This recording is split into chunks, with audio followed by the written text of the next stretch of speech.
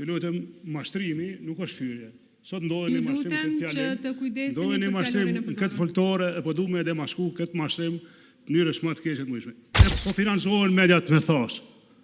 Nikon e çka bëhet këtu? Me fysh shqiptarët. Ju lutem regjia janë. Me fysh shqiptarët, me fysh shqiptarët.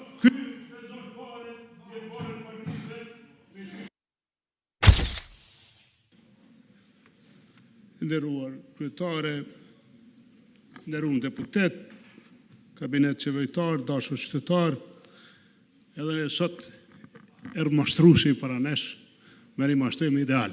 E për të regoj që na mashtoj forçi para pak të rash kryeministri. Kujdes fjalorin zoti Haradinaj. Ju lutem, mashtrimi nuk është fyrje. Sot ndodhen një mashtrim në këtë fjalim, të kujdeseni ndodhen një për mashtrim fjalorin e në këtë foltore, e po du me demasku këtë mashtrim në mënyrë më të keqe të mundshme. E para, kolega që foli para me këtu, është që sa vjetë në pushtet. Mban përgjegjësi për çmimet, mban përgjegjësi për vjedhjen që po na ndodh në energji, për fakturat që po na vijnë. Ky dhe qeveria atij edhe ju mbani përgjegjësi, dhe s'muni me i kësaj përgjegjësie në asnjë variant. As muni mu shef as i ligjit tavan, as kujgjo se oligark tu kryeministër janë të ishit e të i blej energji. Edhe për ushtohen kompanit për dit e ma shumë njerëzve ta tu. Duhet këtë një koreksi këtu në këtë rast. E dyta thot, po financohen mediat me thas. Nikon e çka bëhet këtu? Nikon e mirë çka bëhet? Po financohen mediat me thas. Ky shpenzon më shumë ti pare, duke u shqy zagar me fysh shqiptarët. Ju lutem regjia janë. Me fysh shqiptarët, me fysh shqiptarët.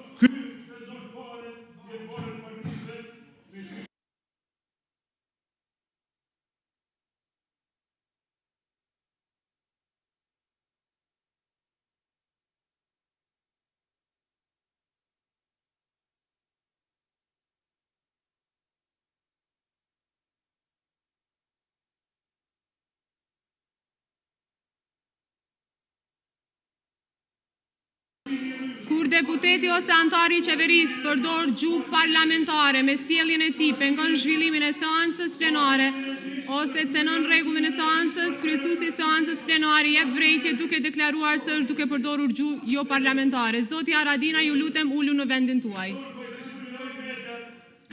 Ju kërkoj që të uleni në vendin tuaj, po përdorni gjuhë jo parlamentare.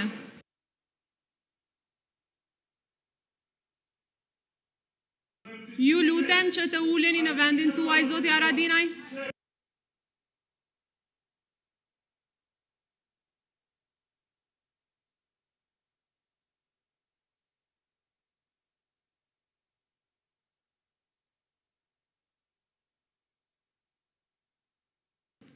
Vazhdojmë me rendin e ditës, koha për pyetje.